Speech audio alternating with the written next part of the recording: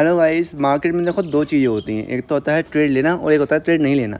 जिस दिन आप ट्रेड लेते हैं उस दिन लॉजिक होता या नहीं होता वो मेरे को नहीं पता, पर जिस दिन ट्रेड नहीं होता उस दिन आपके पास लॉजिक होना चाहिए कि ट्रेड क्यों नहीं लिया। तो मेरे पास आज लॉजिक है। ओके, मार्केट में 5 मिनट के चार्ट पर एक फेक ब्रेकआउट भी आया था। कैसे देखिए, यहाँ पे एक नीचे का साइड मार्केट आया, गैप डाउन हुआ था, उसके बाद 5 मिनट के चार्ट पे 1 2 3 4 लगातार कैंडल बनी रेड। उसके बाद कंसोलिडेशन हुआ, फिर एक यहाँ पे एक ब्रेकआउट आया जहाँ पे मैंने ये ब्लू लाइन ऊपर की साइड बना रखी है। यहाँ पे मार्केट ने ब्रेकआउट दिया और यहाँ पे काफ़ी थोड़ा सा ऊपर गया भी, कम से कम भी मार्केट 32,875 से कहाँ तक गया, 100-150 अंक ऊपर गया। यहाँ पे आपको आराम से 50 पॉइंट ऑप्शंस के अंदर मिल गए होंगे। पर जो ट्रैप हो गए उनका क्या, जैसे कि कल मार्केट यहाँ पे देखिए आप ध्यान से, कल का सेम सिनेरियो था। मार्केट में कल गैप अप हुआ था बस, पर यहाँ पे 3 लगातार कैंडल बनी रेड, फिर मार्केट ने ब्रेकआउट दिया और ऊपर भगा चला गया। फिर लास्ट के 2 हावर्स में आई गिरावट, तो वो तो कोई बात नहीं, जिन्होंने सील लिया होगा काफ़ी ऊपर तक उनको मूवमेंट मिल चुकी थी यहाँ पे।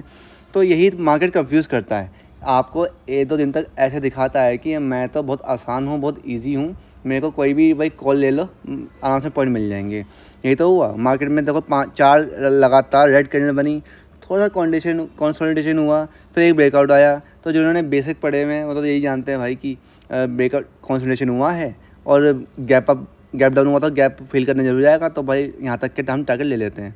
लोगों ने सोचा था कि कम से कम भी 33,200 तक तो मार्केट आएगा, पर ऐसा कुछ नहीं हुआ। मार्केट ने 33,000 से के साथ ही पलटी मार ली और पूरे दिन कंसोलिडेशन जोन में ही रहा, वहीं आसपास घूमता रहा।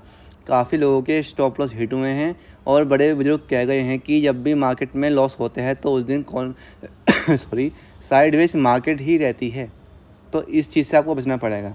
पर मैंने ऐसा क्या पता लगाया कि मार्केट ऊपर नहीं जाने वाली या फिर नीचे नहीं जाने वाली। मैंने आपको ये भी अपडेट दिया टेलीग्राम चैनल पे। अगर आपने टेलीग्राम चैनल ज्वाइन नहीं किया है, लिंक डिस्क्रिप्शन में है, जाके ज्वाइन कर सकते हैं। उसके अंदर मैं सब बताया था कि यहाँ पे आप बाय ना करिए, और अगर पुट भी अगर बाय करना हो तो मेरी इन्फॉर्मेशन का वेट करें। तो मैंने कोई इन्फॉर्मेशन दी ही नहीं, क्योंकि पुट की साइड ना कॉल की साइड कोई चांस था ही नहीं आज, और मार्केट कंसोलिडेशन जोन में रहा। मैंने आपको पिछली वीडियो का काफ़ी बार बताया हुआ है, अगर नहीं बताया हुआ तो आप सुन लीजिए। आप जब भी बैंक निफ्टी के अंदर ट्रेड करते हैं ना, तो आप हमेशा HDFC बैंक और निफ्टी को भी देखा करिए। जैसे कि मैंने बैंक निफ्टी खोला हुआ है और ये कैंडल कब की है, ये कैंडल है आपकी 10:15 की, जब ये ब्रेकआउट आया था। ओके, अब मैं 10:15 में HDFC बैंक का चार्ट देखता हूँ। ओके जी, 1 मिनट रुकिए।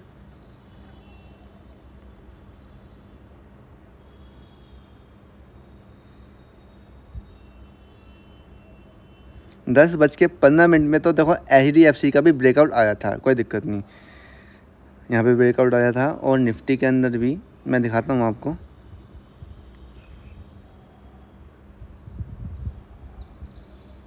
निफ्टी के अंदर आप ध्यान से देखिए, यहाँ पे कंसोलिडेशन तो हुआ पर मार्केट पर नीचे गया था, देन ऊपर आया।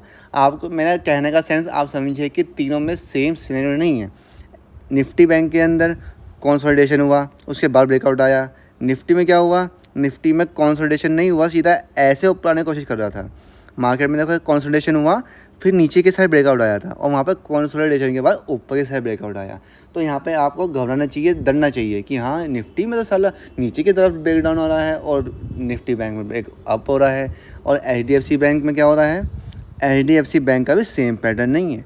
HDFC बैंक में गैप डाउन हुआ ही नहीं है। तो शुरुआत में तो मेरे को यही डर लग गया था आज कि HDFC बैंक के अंदर इतना बड़ा गैप डाउन नहीं हो रहा है जितना कि बैंक निफ्टी में हो रहा है। तो यहीं पे मेरे को शंका हो गई थी, तो इसलिए आज मेरे को ट्रेड लेने का मूड ही नहीं था। भाई मैंने तो अपना पैसा बचा लिया।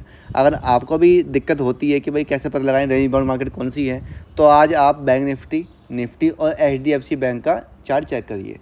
किस किस टाइमिंग में आपको लगा था कि बैंक निफ्टी में हम ट्रेड ले सकते हैं, तो आप एक बार उस टाइम HDFC और निफ्टी बैंक और निफ्टी 50 का चार्ट देखिए। तीनों के तीनों अलग अलग चल रहे थे।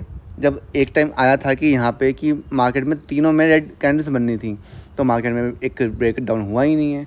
जब मार्केट में ब्रेक डाउन हुआ ही नहीं तो हम ट्रेड क्यों लें।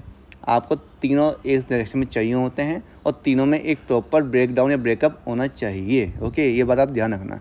यही था मेरा आज का लॉजिक कि मैंने ट्रेड क्यों नहीं ली। ट्रेड इसलिए नहीं ली क्योंकि बैंक निफ्टी, HDFC बैंक और निफ्टी तीनों एक डायरेक्शन में नहीं थे, प्रॉपर ब्रेक डाउन या ब्रेकअप नहीं आ रहा था, इसलिए मैंने ट्रेड नहीं करी।